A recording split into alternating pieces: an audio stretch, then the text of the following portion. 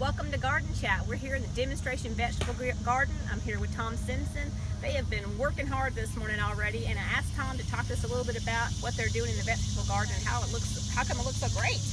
Well, we have a religious bunch of people. I can count on them every week, 2 days a week, to come here and pull weeds and stake vegetables and harvest. We mainly harvest on Tuesdays. We take all our produce to the Madison County Food Bank, about 2,000 pounds a year.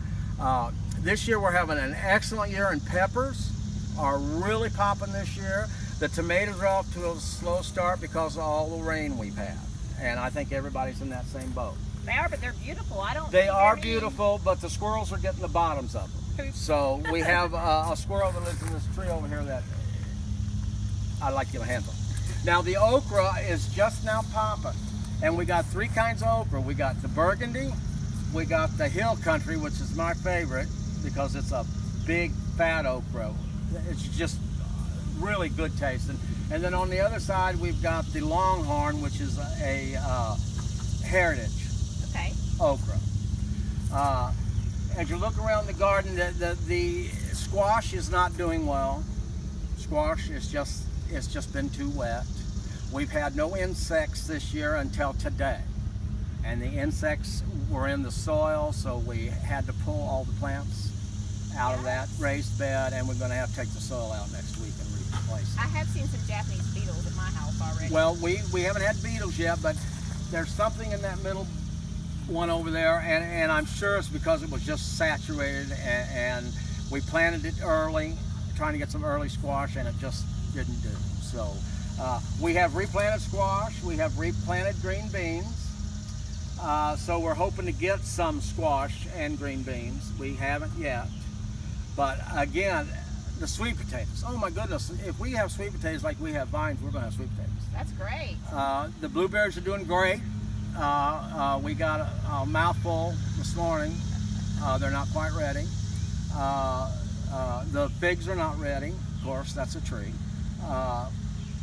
It's just a great place to come and see the vegetables that you can grow here in North Alabama. And we encourage people to look at it. Don't walk past it. Look at it.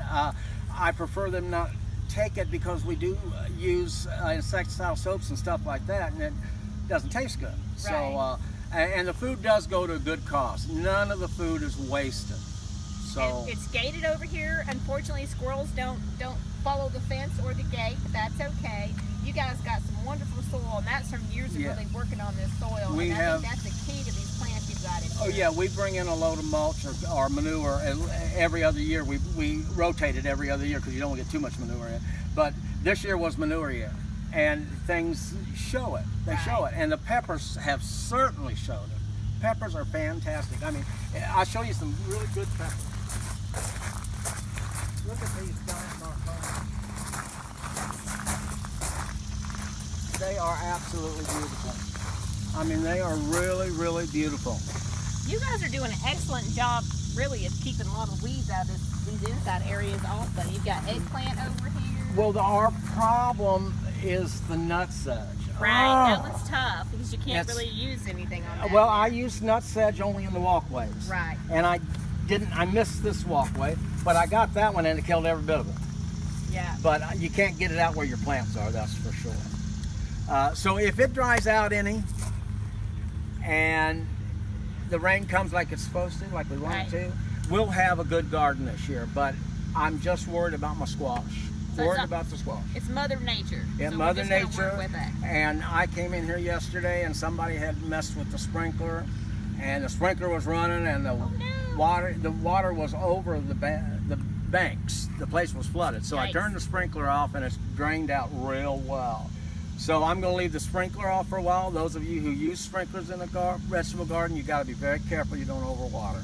So every third day is plenty, unless it's really dry. And see how much rain we're actually getting. Yeah, because we got 3.5 inches of rain in our gauge over there. That's right, and you don't need to have that irrigation system on and on. We run into that in a lot of places. It doesn't need to be on. When I came here yesterday and was running, I went, oh, why are we doing this? But someone had popped the lid open, so it's locked now. Right. So nobody can get to it.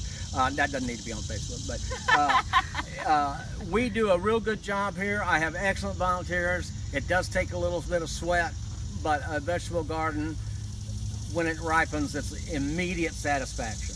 It is, and it looks great. Thank you so much for everything that Master Gardeners does down here. We have a Master Gardener class twice a year, one in the spring, one in the fall, and it's $150. It's 13 weeks, and then you do 50 hours of service here at the garden, and you get your certificate. So then you can be a Master Gardener too. It's a great way to get hands-on learning. Thank you so much. Oh, we do a lot of hands-on. Yeah. Thank you for joining us on our Facebook, and if you haven't come out to check out the demonstration vegetable garden, take a look at what all these great volunteers have done for us and what the food bank is going to be receiving soon.